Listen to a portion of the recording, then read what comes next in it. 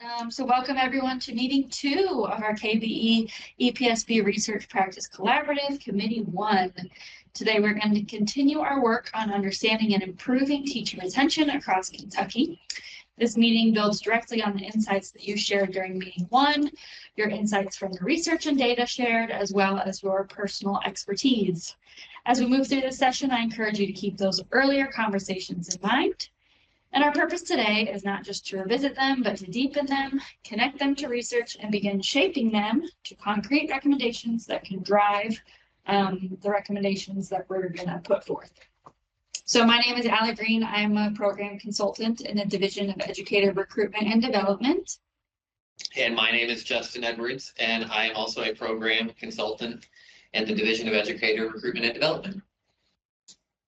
So thanks for joining us. Here's our meeting agenda. We're going to begin with introductions, especially for anyone who wasn't here last time. Then we'll revisit the overarching purpose of our committee. After that, we'll walk through some of our takeaways from the first meeting.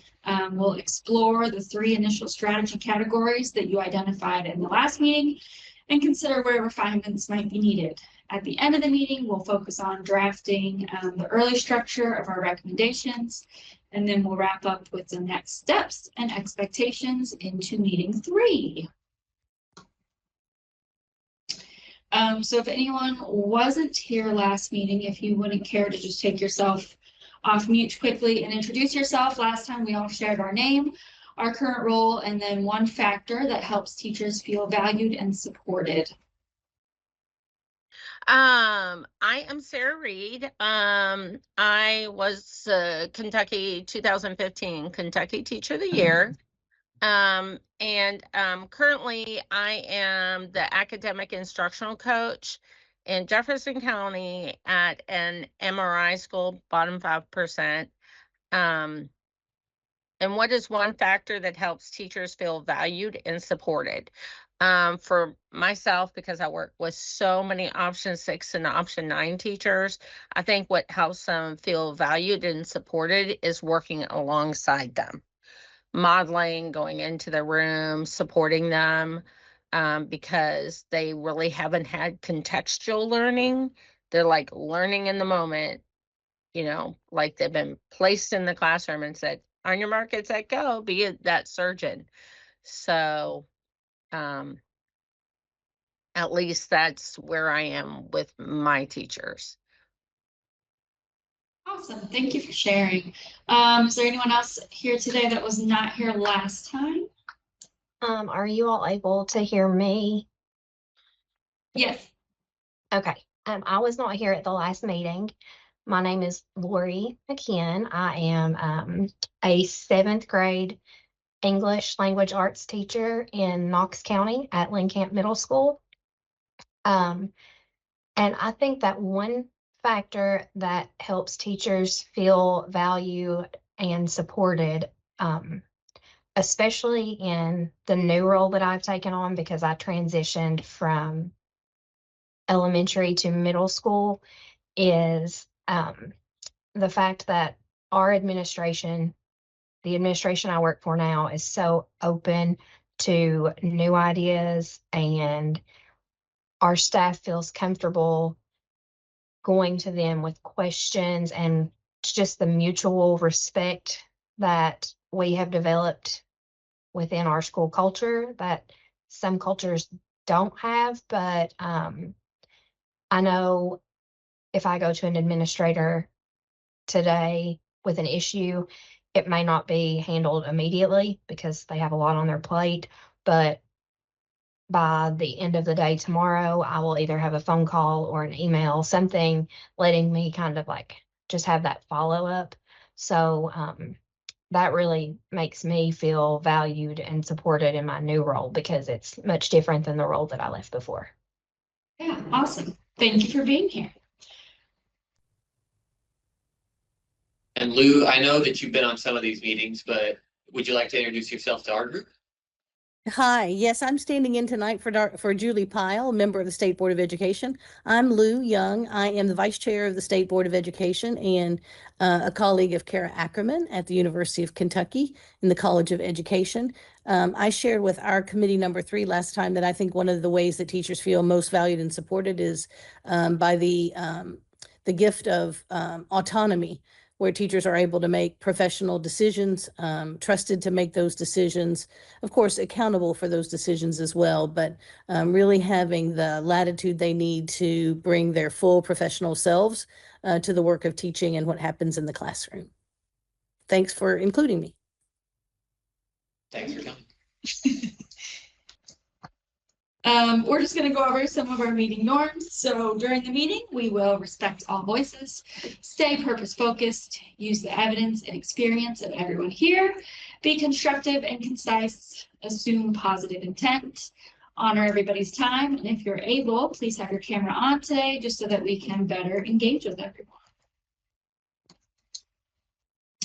So this collaborative effort represents a unique moment for Kentucky by bringing together members from KBE, EPSB, district schools, and the broader education pipeline. We create a space where multiple perspectives come together around a shared commitment, which is helping teachers not only stay in the profession, but thrive.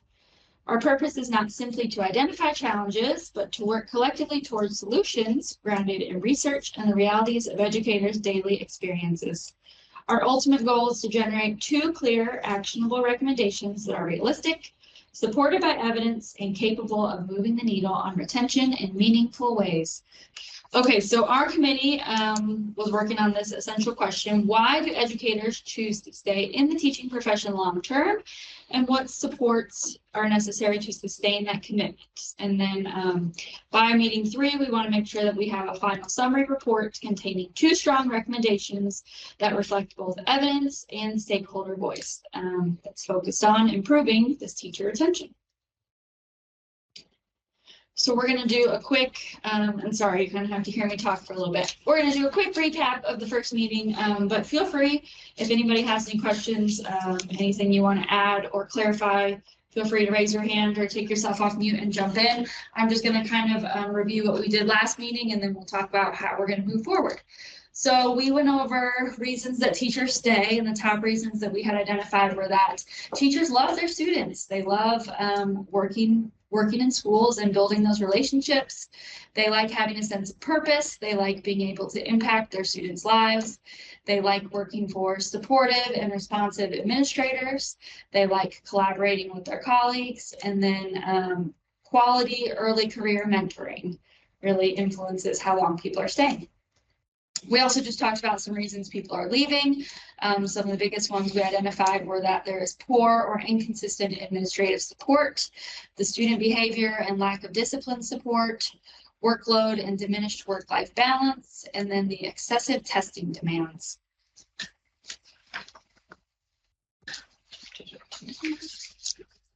And so it's important that our recommendations align with what the research tells us.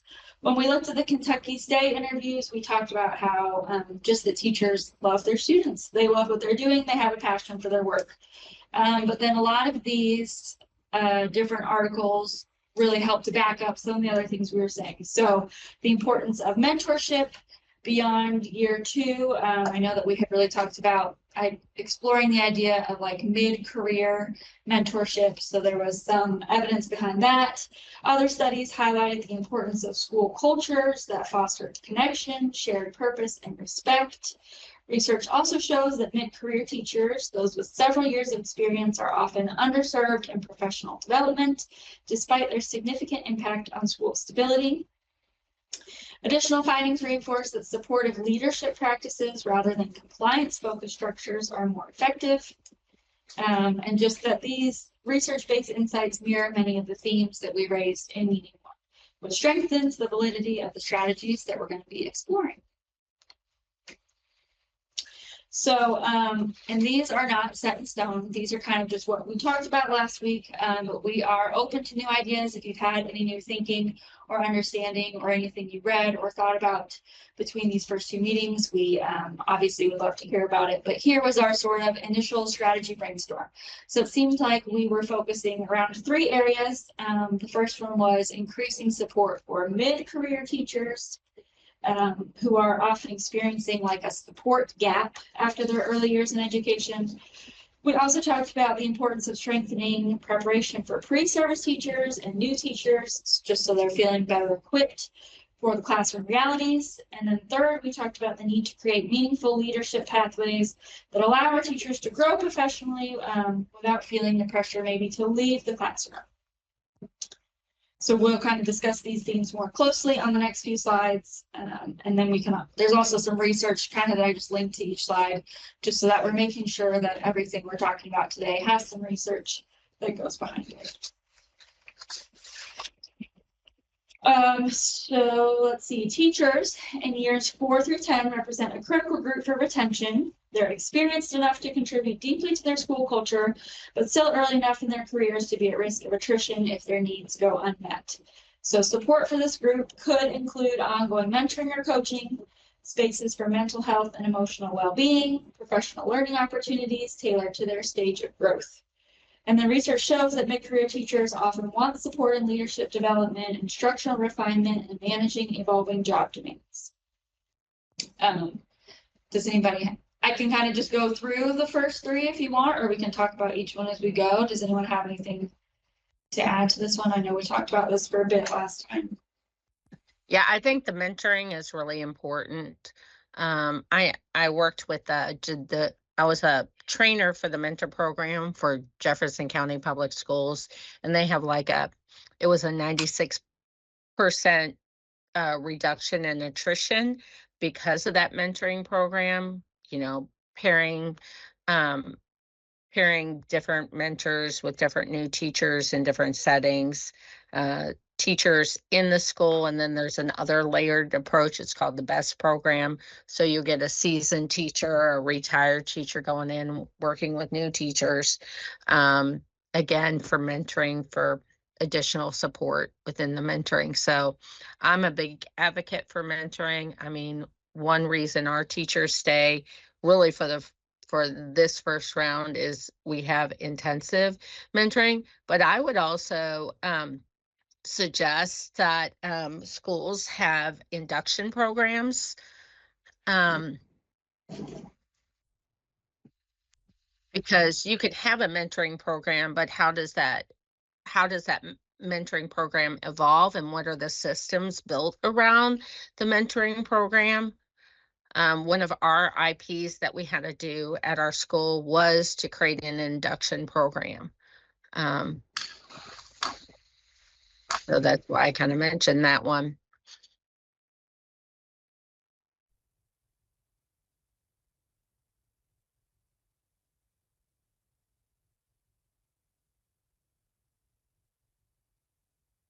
Thank you, Sarah. Anybody else?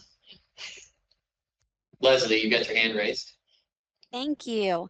And along those same lines with the mentoring specifically, I think one of the needs that we see is often times, depending on a district's capacity, the mentors are just who they can get to do it. Mm-hmm. And so we all know that the value of the mentorship is only as good as the quality of the mentoring that's happening.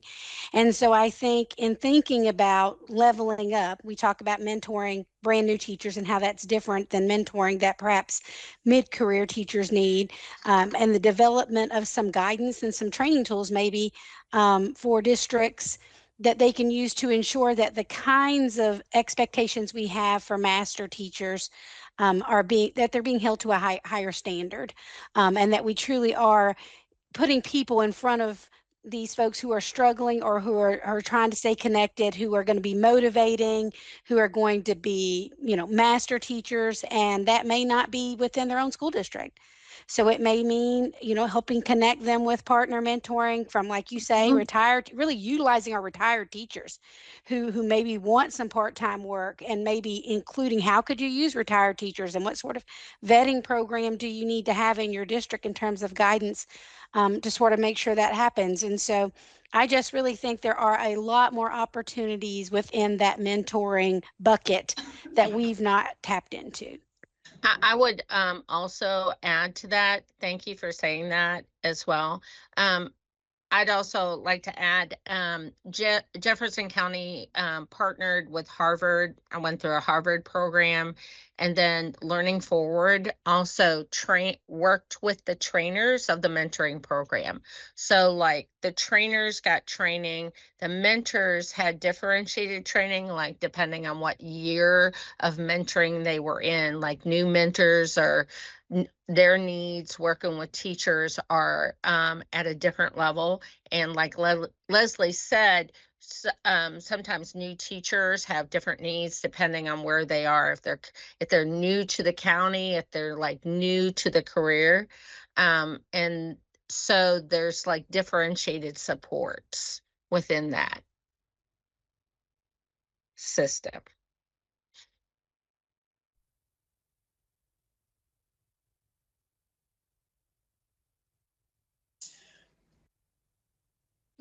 Gecko?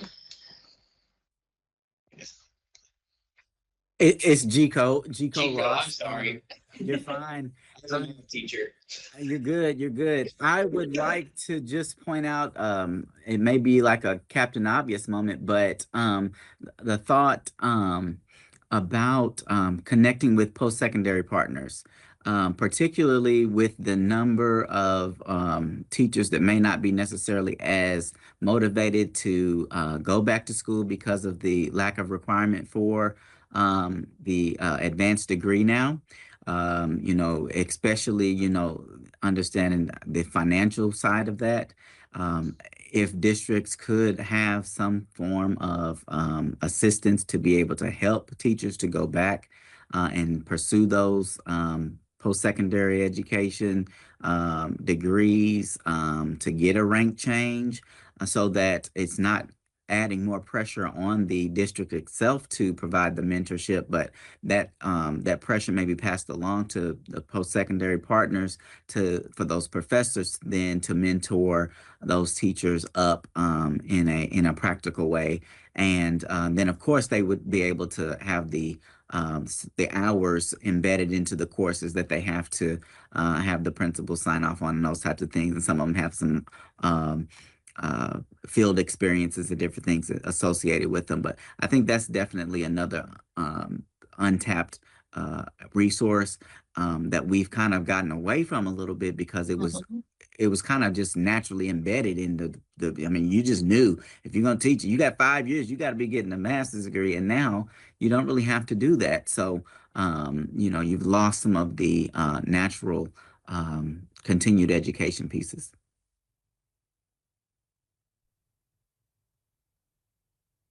Thank you, Chico.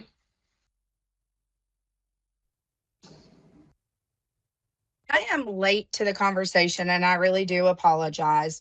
But I had talked to my cousin, who is a new principal in North Carolina. And we were talking about the teacher shortage that's everywhere.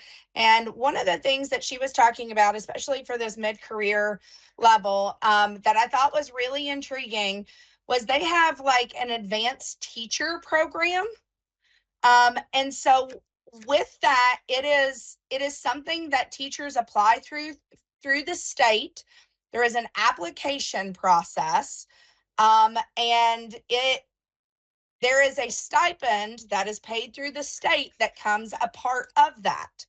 And so there are some financial incentives for the teachers to do additional trainings and additional levels of work, to be able to be ranked at that advanced teacher level. But then there's some benefits to the school, the districts, and the state in the fact that, you know, she was just talking about their advanced teachers are ones that, you know, their test scores are traditionally where they need to be. Like the proof is in the pudding with these folks. And very highly recommended the way that North Carolina has done that program. So I thought that was an interesting perspective to look at for those mid-career folks.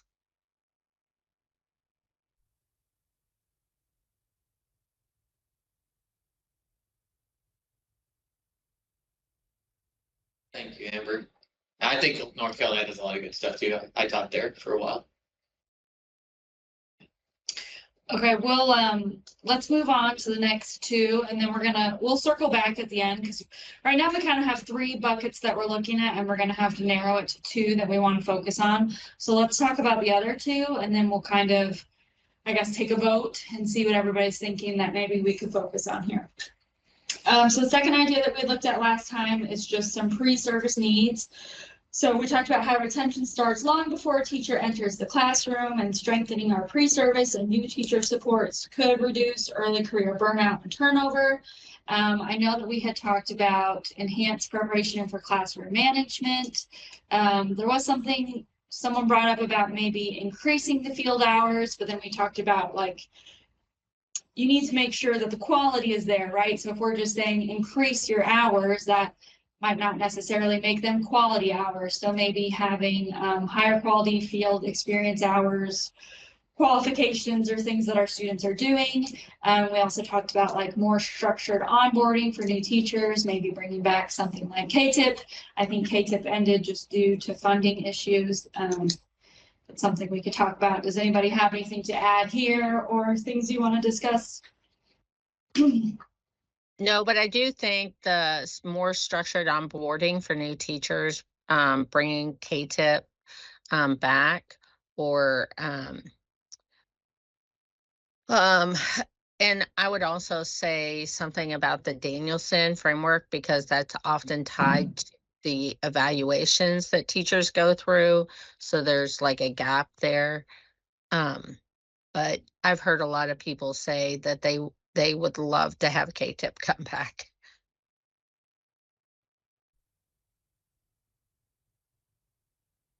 Leslie?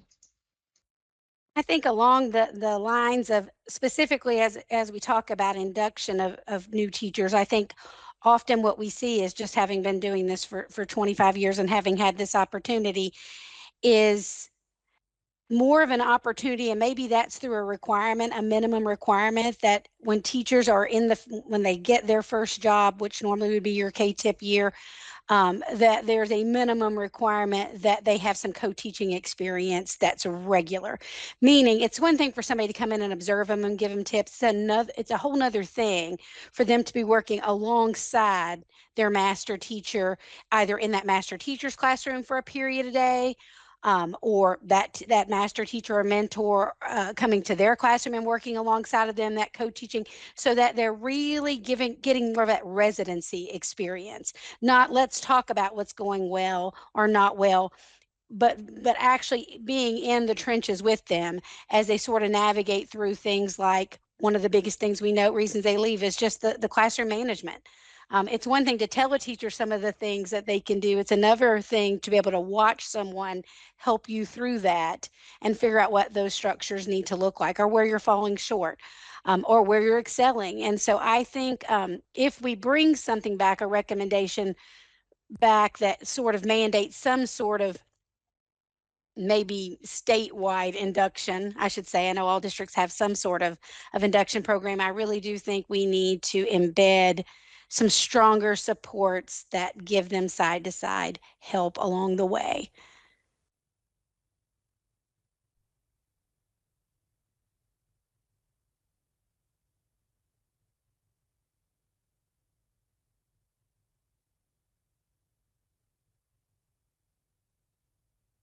And I would also say, if there's systems in the school, like coaches, for example, like I'm a coach, but I got a lot of like co-teaching training, just like up my game on it. So, or different models or different vignettes that it can look like, so that you're supporting those teachers in that capacity if you don't have coaches. But I do believe in that contextual learning. That's kind of what's missing. Like, for example, when we ask teachers to set up a classroom, they'll set it up to look like Pinterest. But then the actual management of the routines and setting in the expectations is sometimes lost, because they haven't watched a teacher set up a classroom at the beginning of the year. That's just one example.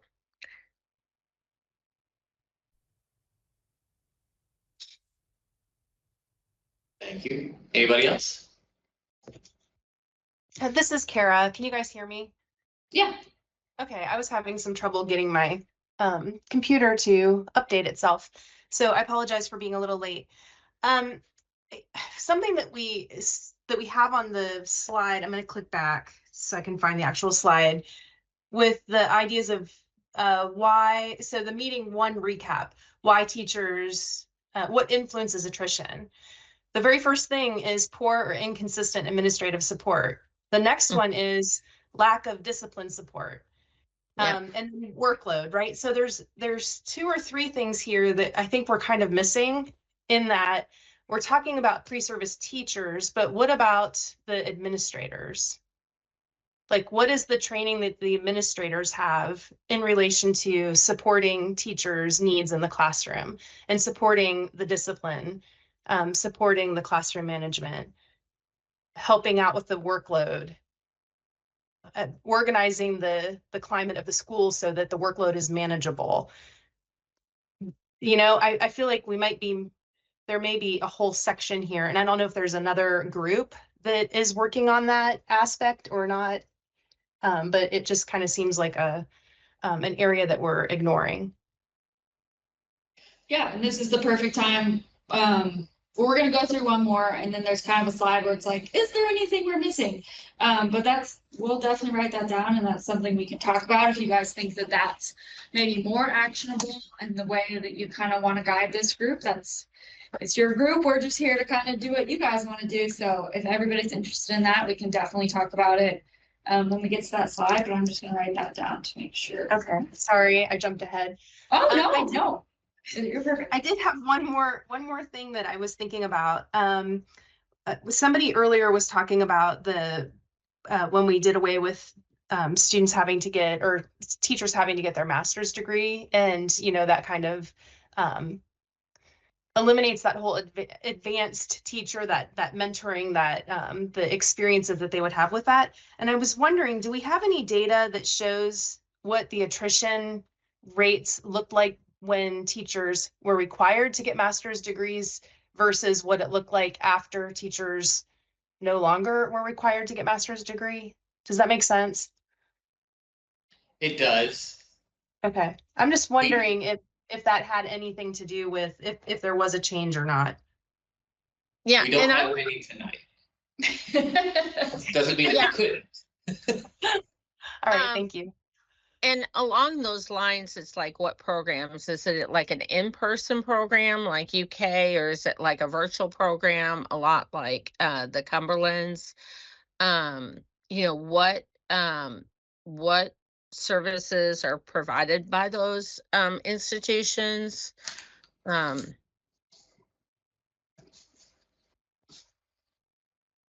Yeah, what- that makes a huge difference for sure. Yeah, it does make a huge difference, because a lot, just for example, a lot of option 6 and option 9s, I think there's a discrepancy, because when they take the online courses, they'll get A's and they'll fly through, and oh yeah, and but then when they come into the classroom, they're struggling with instruction.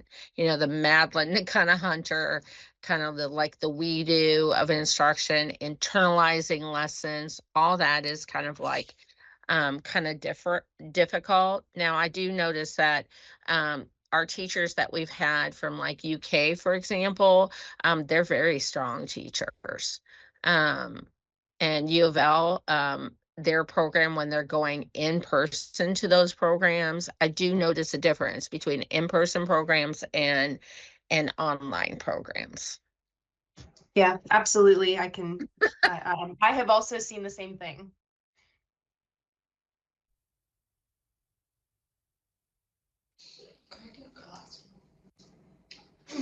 Okay, and then just the last one that we had talked about last time was just leadership pathways. We talked about how teachers often leave the classroom because traditional career advancement requires them to step away from teaching.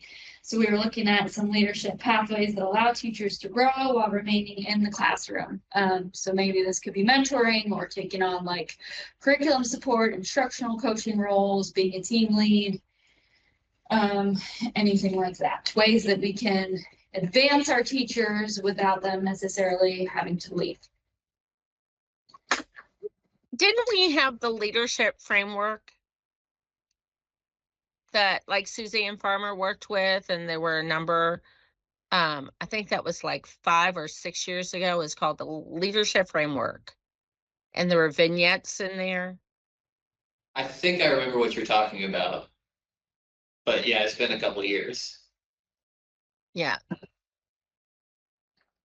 I know when JCPS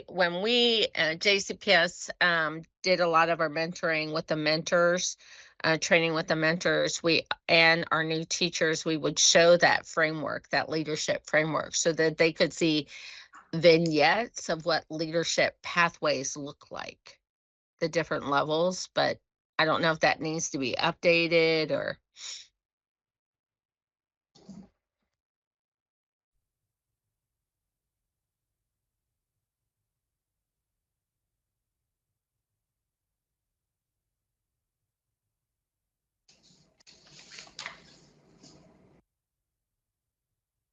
But that definitely, the leadership pathways is really important.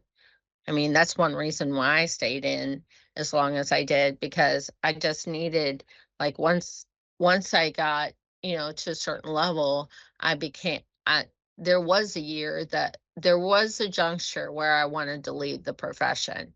And had I not had an opportunity for leadership, I probably would have left that profession. So I do think understanding the leadership pathways is really important. Leslie, go ahead. Sorry, I know I keep talking. I am blessed to be on one of the other committees as well, and I just wanted to let you know that that rose to the top of our plans. But one of the things we were thinking about is micro-credentialing specific to leadership capacity. And so it's essentially looking at different facets of leadership. So whether it is mentoring, curriculum, it could be data. Maybe they're data driven, they're really data gurus. How can we use them as PLC leads? Maybe their strength is in literacy, but sort of giving them opportunities to sort of get these micro credential areas specific to leadership that's needed in their immediate environment, their school or their district, as a way to value what they bring to the table, and also let them, as you said, Sarah, experience some laterally some movement, even though maybe financially it could be for the most part a lateral move with maybe a stipend. It would let them step outside and sort of rejuvenate and feel excited about new opportunities that they have still in the teaching field and in the classroom.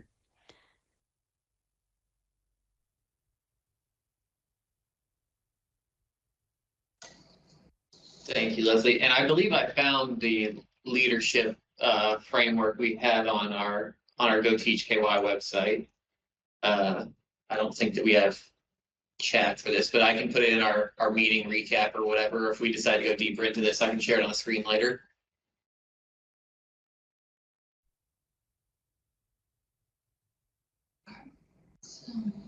Go on, I guess. Okay, so now this is kind of the time where we're gonna have to narrow our focus. So if anybody has anything new or something we haven't talked about, feel free to bring it forward. If anybody has strong opinions, like let's send our group this direction, that would be good. Leslie, I think you were just saying that maybe committee 2 is already working on leadership pathways. So maybe we want to let them take that and we can steer away. But this is your guys' committee and we're just here to take it any direction you want to go. So if anybody wants to let us know what you're thinking. And just to be clear, it's in the top 3. So we haven't narrowed down to 2 yet either, but Okay. just letting you know, yes, it did come up as a pretty strong contender.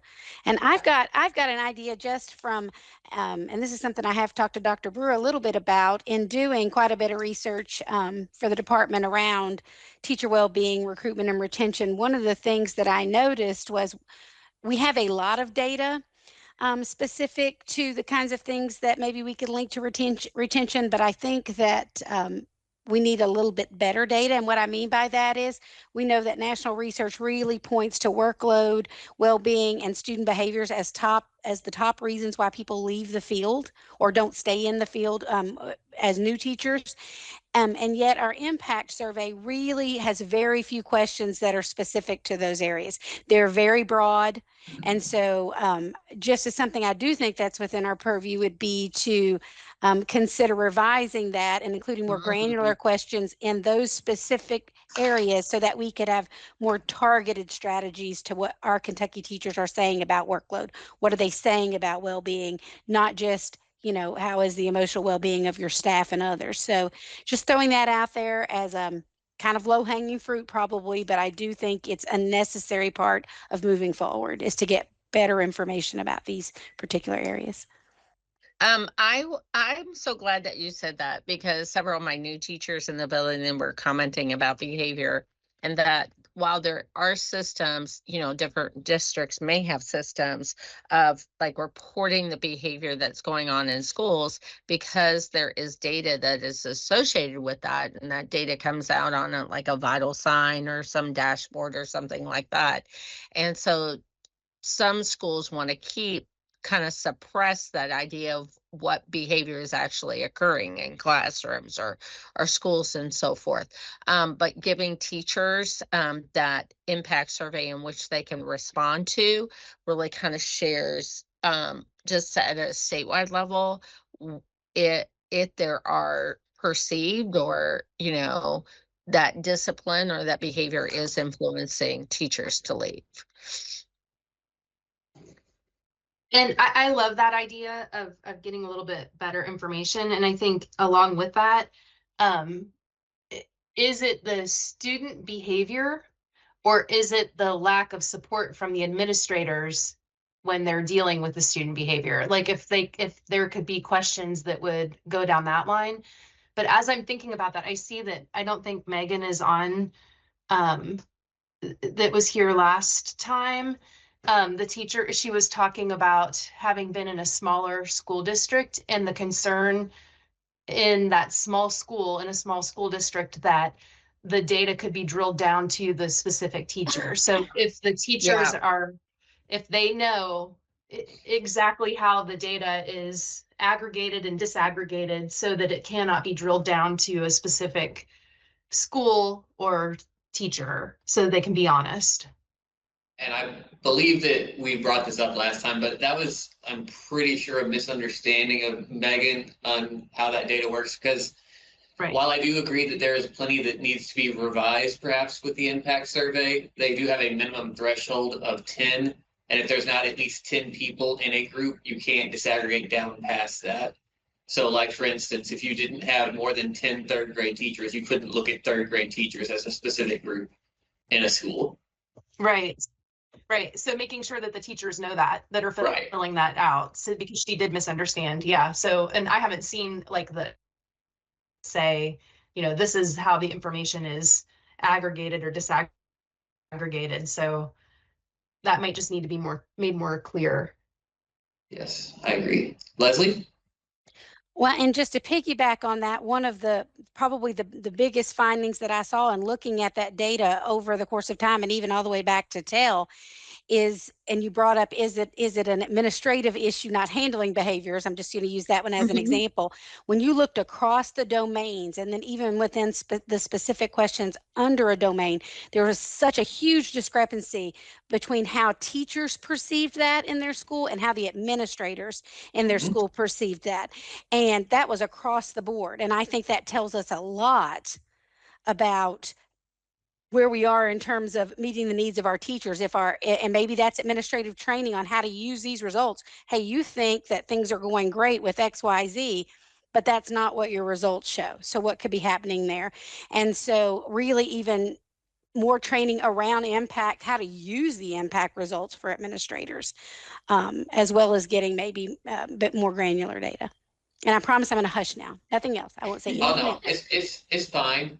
Trust me, I'm trying not to talk too much as well, because I can tell you, Leslie, we do offer that training for administrators with the impact data, but administrators also have to choose to go to those trainings. So with that being said, is there like required training? Like if the impact survey is reflecting like a negative trend, then is there like required training on administrators within a district that they do the training? Because I know teachers, we have to do training like if the behavior is like a downward trend, then we do like responsive teaching training. You know, we have modules that we have to go into that really look at, you know, where kids are coming from and so forth. So like the burden is on teachers a lot of times. So there may be somebody better to answer this, but I can tell you, so far as impact specifically is concerned, there is no required training that admin would ever have to go to for impact specific. Now, are there situations that might come to pass where an administrator has required training from the state for something else? Perhaps, that I do not know. But impact, no. Because I always try to, you know, when I'm working with my administration, I always try to like look at both lenses. So why is the teacher doing that? So, or why is the teacher perceiving this? Why are teachers perceiving this? We're perceiving it one way. They're perceiving it another way. What is in the middle that's preventing us to like see it both ways? Yes. You know, that crosswalk of language, or like really kind of like a perspective, you know, and a lot of times, you know, others will say, well, when I was in the classroom, well, when you were in the classroom has completely changed. It's like night and day. That teacher that's in the classroom today is not the teacher that I was at that juncture of time, because they have to do so much multitasking that I never had to do.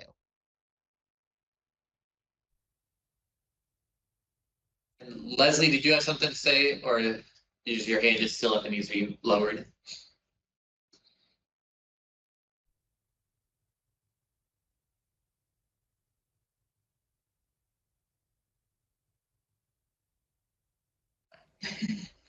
Just need to be lowered. Okay, anything else that we haven't talked about yet? And if not, then maybe we can take a vote, or how do you want to? Yeah, I think, so if we're gonna go ahead and start trying to work on some of our recommendations a little bit tonight, but for us to do that, we kind of need to drill down on at least one or two things that we want to focus on tonight. And if there's something that we want to go back and revisit our next meeting or change one of our focus things, that's fine. But for us to focus down, go ahead and start getting some stuff together tonight, we kind of need to kind of make a decision as to what we want to focus on with the rest of our time this evening. So with that said, I'm going to go back to our slide that initially showed the strategies that we discussed earlier. And we can look over those, or if something is not on this list that we've discussed so far that you all would rather spend time on, that's fine. We'll go with normal mention, or not mention, oh dang it. I went blank all of a sudden, I'm sorry. The other two are on this.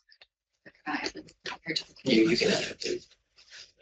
So one thing that I would like to share with this group that we shared with the group yesterday, I do want to just encourage you all to be as innovative or as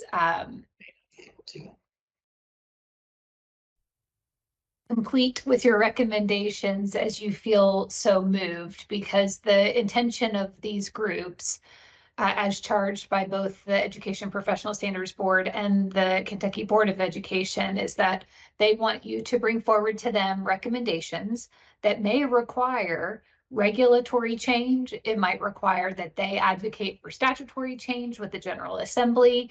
It may be that the boards ask our office at KDE to work on guidance documents. So don't feel constrained within existing policy requirements. Think about what flexibilities you are seeking and sort of what would be a recommendation that would most wholly accomplish some of the goals that you've identified.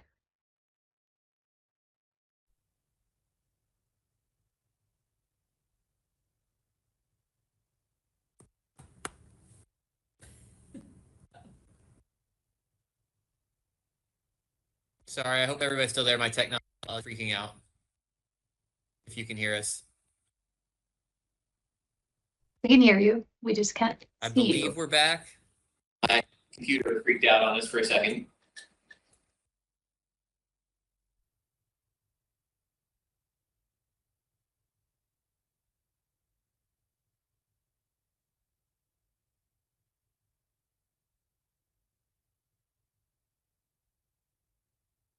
So we can hear you. We can't see you all anymore, but that's Sorry, my okay. computer it went crazy. I'm trying to get it to pull back up on the screen. I apologize, everybody.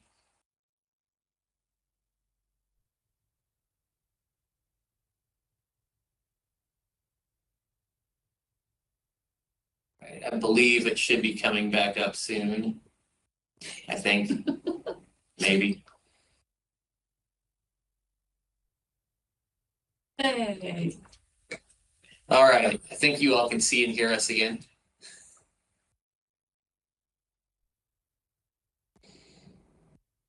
Good deal. So, motion was the word that I completely blanked on earlier. So does anybody from the group want to make a motion as to one of these things or one of the other things that we've brought up this evening as to what we want to focus the rest of our time on this evening? And I think the other two areas we had talked about were training for administration and then revising our impact survey. So those are kind of the 5 ideas that we've talked about. Would love to narrow it to 2. So if anybody wants to share what they think is most pressing or could make the most impact. Yeah.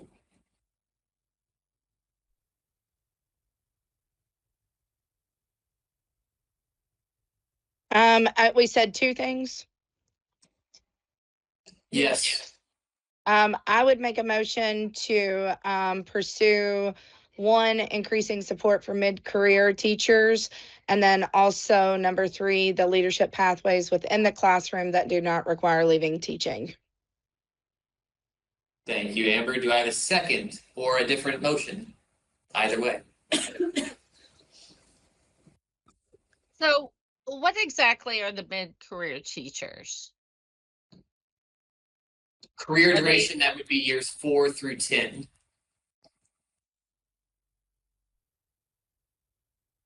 Well, in my instance, it would probably be the pre-service new teachers.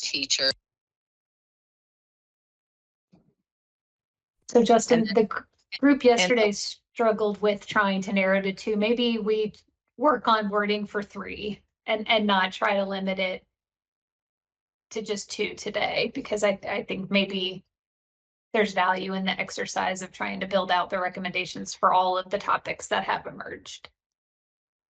Yeah, is there any way that we can combine 1 and 2 so that that's the 1 and then the leadership pathways is the 2? That would be fine with me. It's your all's group, so we can do whatever you all want to do. All right. Well, if that's the case, then we can focus on really all 3 of these, but kind of combining 1 and 2. Unless does anybody have any objection to that? How about that? Might be easier than a vote.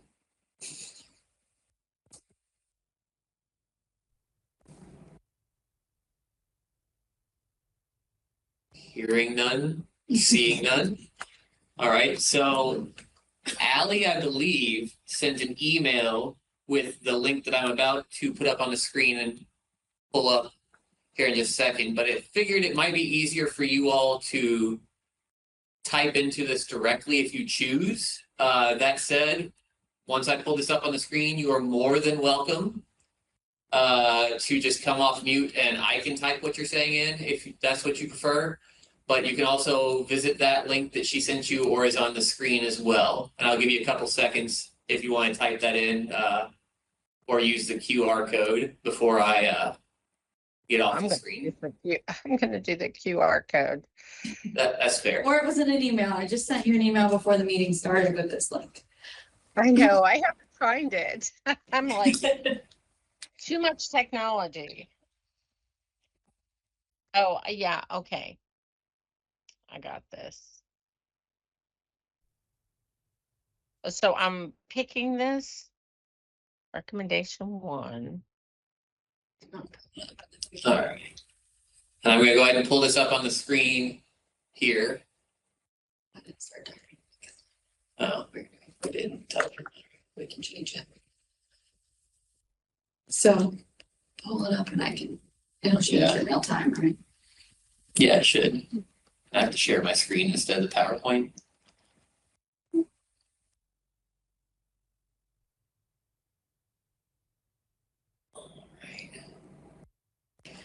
Okay, so we talked about kind of merging mid-career support and pre-service support into one. Yes. Okay, does anyone have a way that they would like that to be worded? Like what are we proposing? Increased support for mid-career and pre-service teachers, or is there a better way you'd like me to capture that? Maybe better supports for pre-service through, I would even argue like year 15 or year like mid-career seems a little longer than 10, but I'm not opposed to keeping it at 10. Better supports.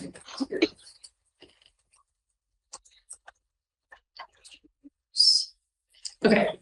We can Maybe phrase we it could however you- say, maybe we could say a continuum of care. Care. Okay.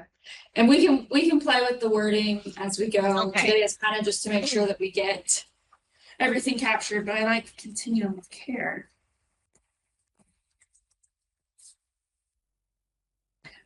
Okay, and then our next little thing is like, what does the data say? So what is data showing us? Why do we think that, there's a need for this?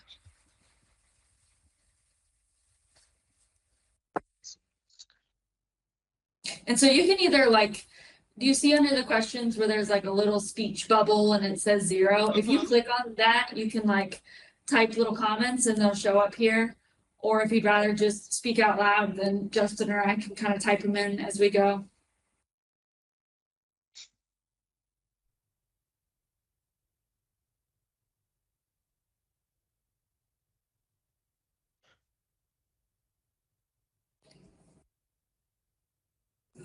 So based off the exit survey data, the vast majority of attrition happens either in years 0 through 5 or 5 to 10. The average career expectancy, according to the exit survey, is 7 years. And also normally once you get on the other side of 10, the only time people leave is when they retire.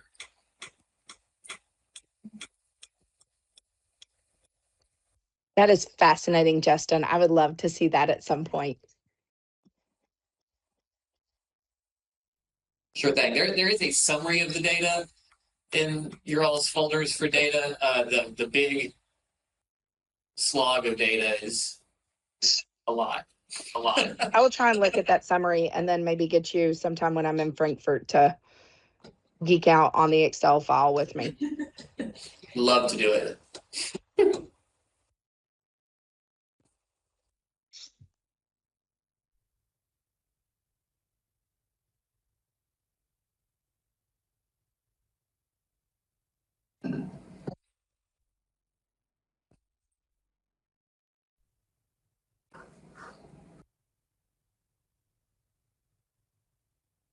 So Ally, just challenging the group to sort of capture some of the recommendations or considerations from the discussion, in particular around induction.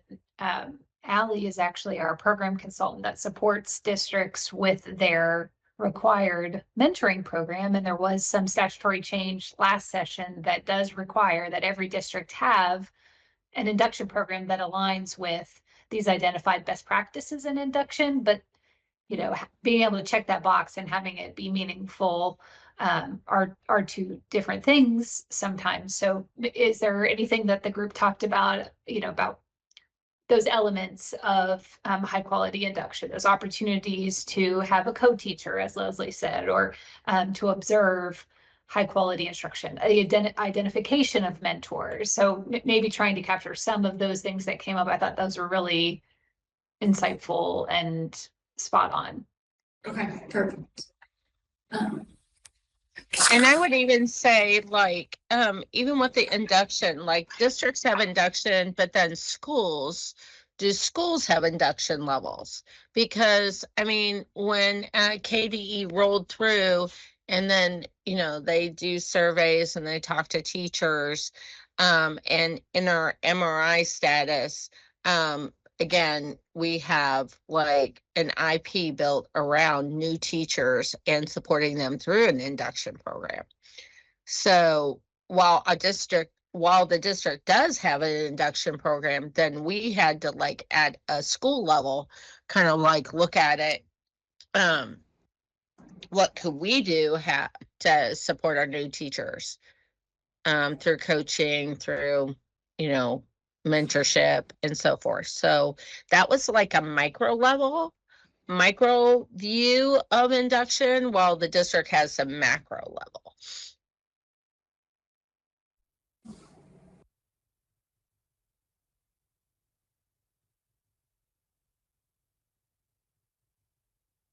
Or do you just do the macro level and then let schools kind of do their own micro level?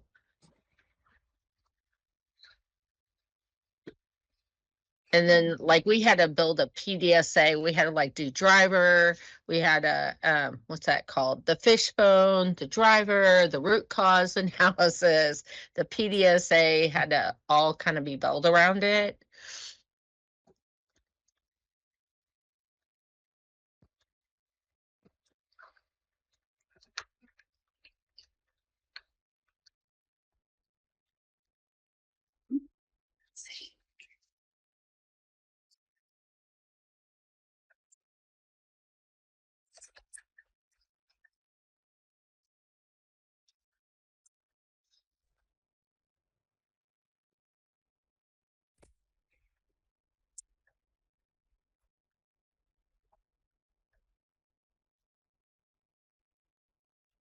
And I realize my comment didn't necessarily align at the same time, but Leslie, we did build something similar to what you were talking about for districts to kind of set up district connection for mentors back early in COVID, but I don't think that it still exists or is in use. And then so far as the K-tip data and retention, I don't know that that currently is something that we could have for you tonight, but it is something that we could look into maybe having for the next meeting. One of my big data projects has ended, so I have a little more time on my hands to do some digging and compiling of data.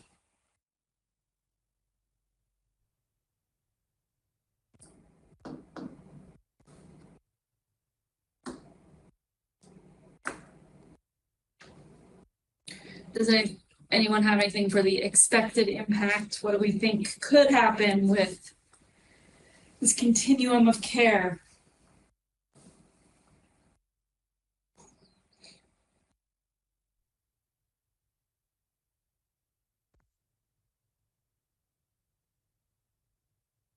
If Dr. Ackerman is still on, I'd love to hear her thoughts on the role that our EPPs could play in induction and how do they sort of help to ease the transition from pre-service educator to in-service.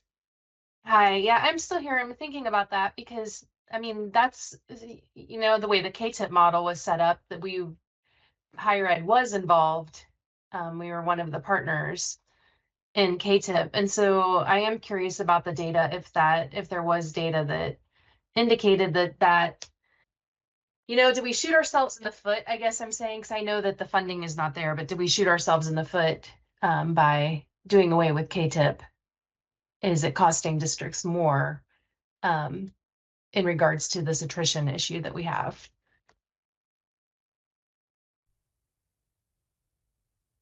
And I'm also wondering if we're thinking about training modules for mentor teachers, will the mentor teachers see that as a burden rather than a leadership opportunity?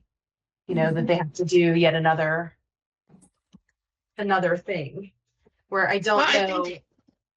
Where I don't know if when we had KTIP, if teachers actually, if the mentor teachers felt that was a burden. I was a KTIP mentor teacher when I was in the classroom, and I never viewed that as a burden. And it sounds like everything that we keep coming back to, that's a form of leadership, right? Is mentoring an early career teacher is a form of leadership, and we have that system already established. Well, I like that idea of micro credentialing, but I did MBCT and I proudly put my badge, and I have that on my email signature. So, I did Otis for free, learned about how to do Otis, and I have that on my email signature too. So maybe there's some kind of recognition for that. It doesn't always have to be monetary.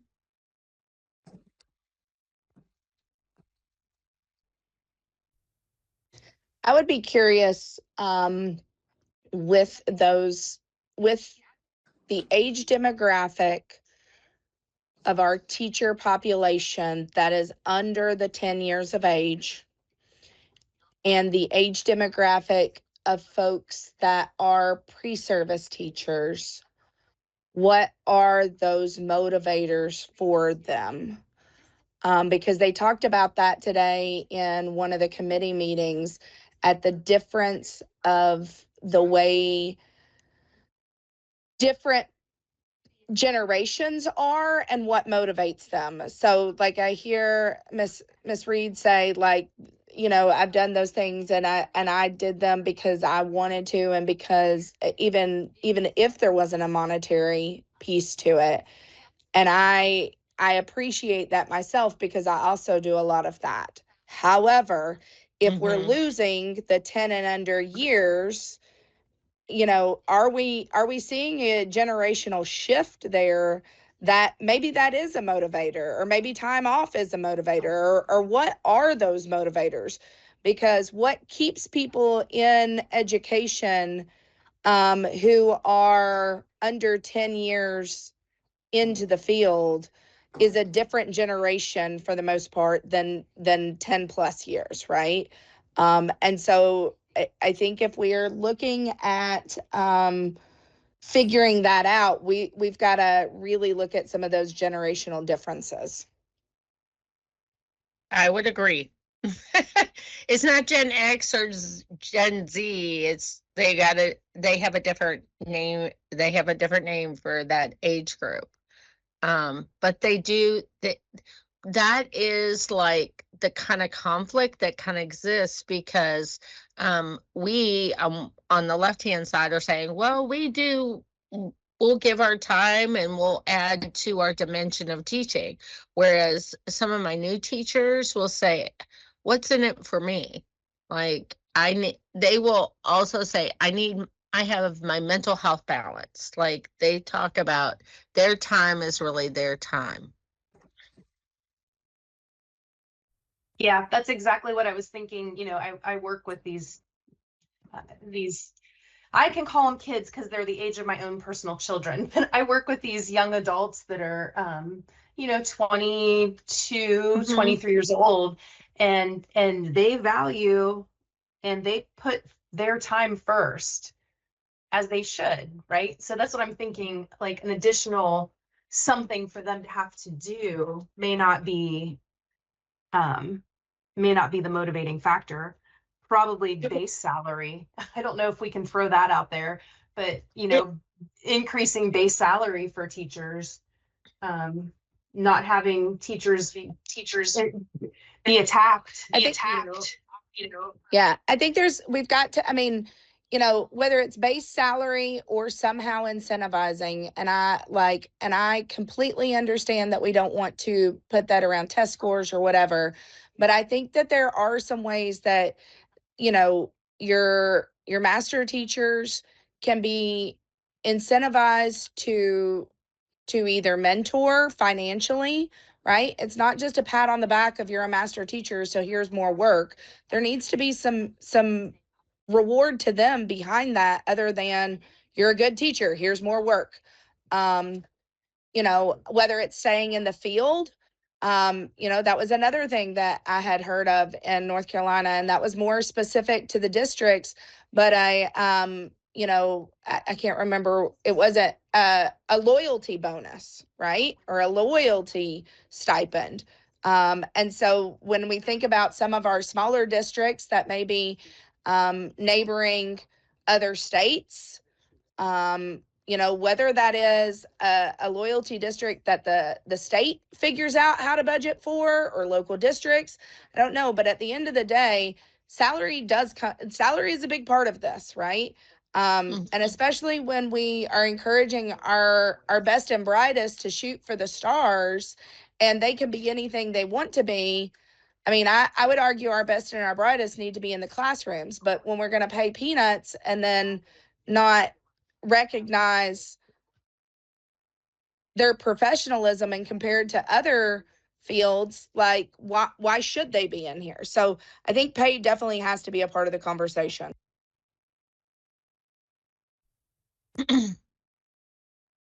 And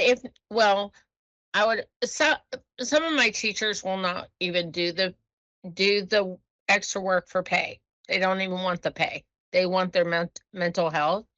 But like, if they've only done their BA and they need to work on their MA, can they, I guess that's monetary amount, but like in high school, my daughter took AP classes, so she got some credits that went to her college credit.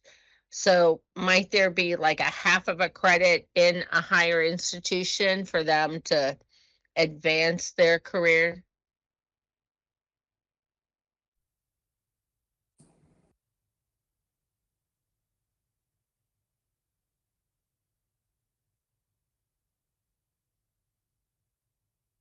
Okay, I lied.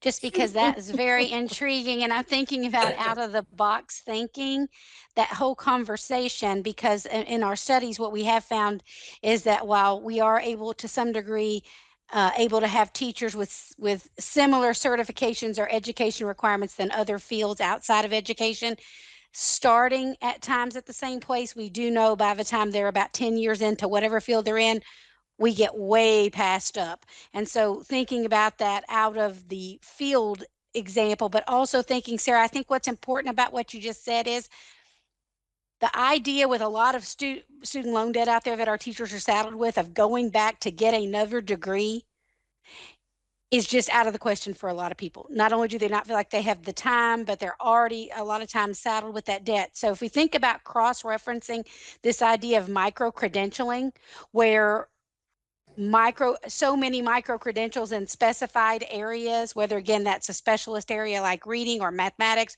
or coaching or whatever it is, could bump you up on the existing salary schedule of your district. So instead of being a rank 3, now maybe you can be a rank 2 because you have a rank 3, a bachelor's degree plus 2 credentials.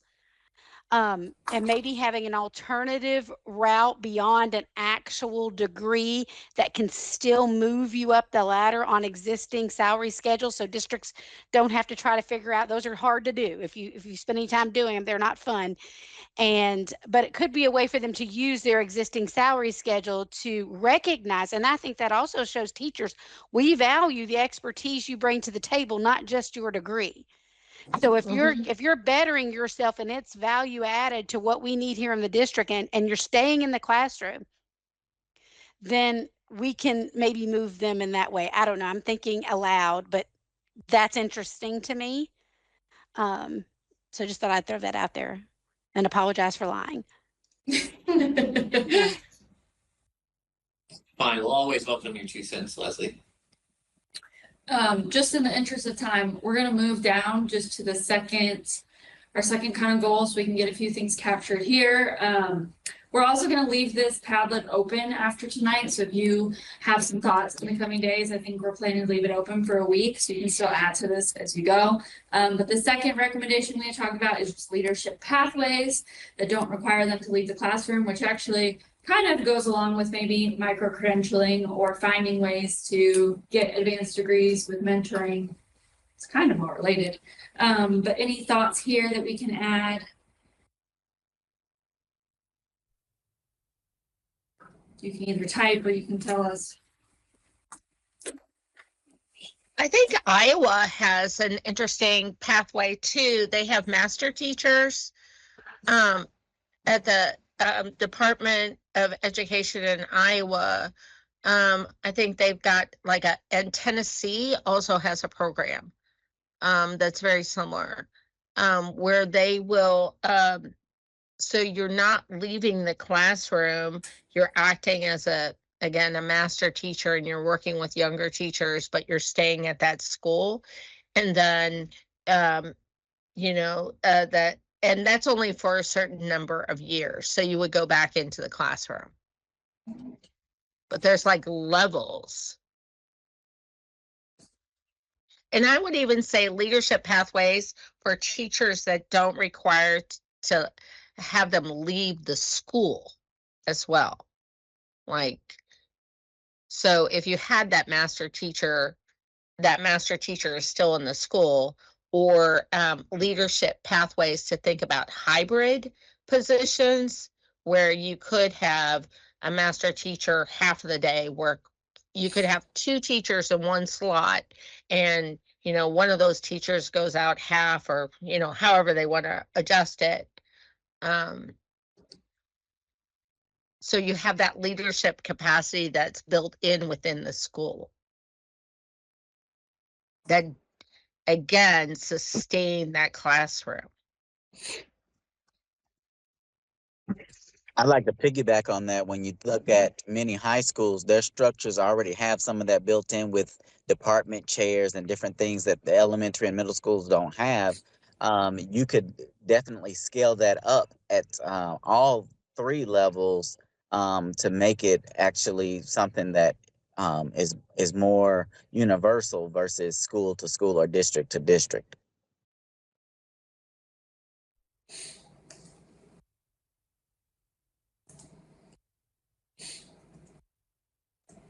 Since we're kind of talking about it, I hate to take this off the screen for a second, but Sarah, is this what you were talking about earlier whenever you were talking about? Yep, the atom bomb. The atom bomb. Well, it looks like an atom, right? It's teacher leadership. And so that was I think Holly Bloodsworth worked in that as well, Suzanne Farmer. It was like an MBCT kind of coalition that kind of worked on that with the Department of Education. And again, just kind of maybe looking at that. So what does teacher leadership look like in the different vignettes? I'll put that link on our Padlet so you all can come and look at it if you want to a little more easily. But it's also on our Go Teach KY website. And then I would even say, how are schools supporting that, or districts, so that there's vignettes that districts are highlighted, for that teacher leadership that's taking place.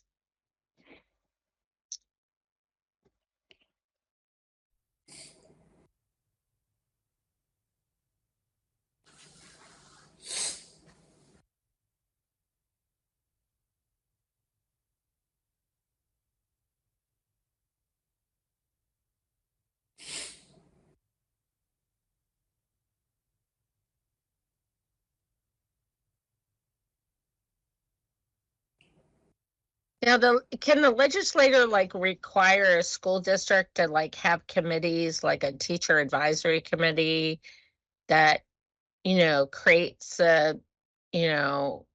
a vision or a mission for the leadership pathways within districts so that we're all supporting the Commonwealth? So the General Assembly can pretty much do anything that they want to do. I think so, however, I do think that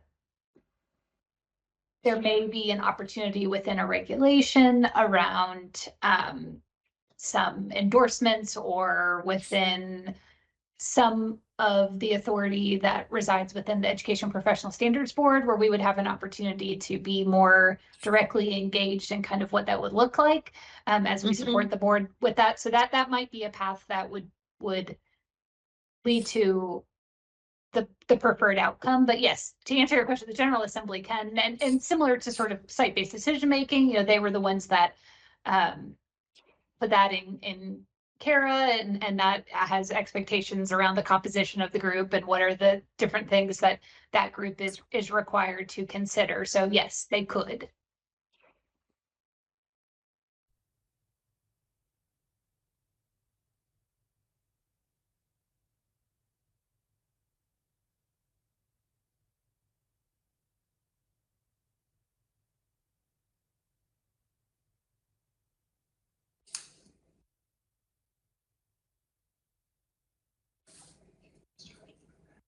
So I would suggest maybe leadership pathways for teachers, look at that, maybe revise that. So it's current, like how current is it? Does it need to be revised? And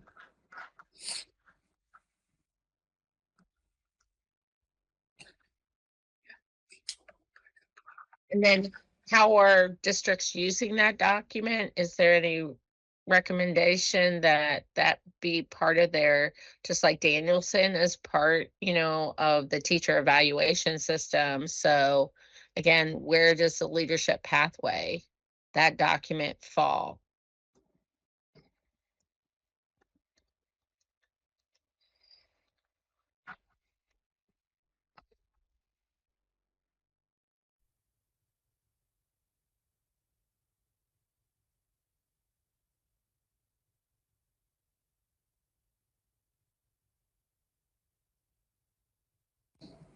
All right, we're gonna pull it back to the PowerPoint just to make sure we're ending on time. Were there any slides left?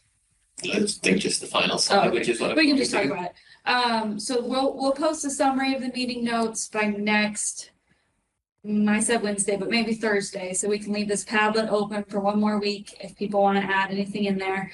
Our final meeting is going to be Wednesday, April 1st at 5 o'clock again. We'll kind of finalize our recommendations. Justin and I will kind of work to take your recommendations that we talked about tonight and put them into that form. And then next week we can spend some time looking at it, making sure that we capture everything correctly. You guys can add anything you want.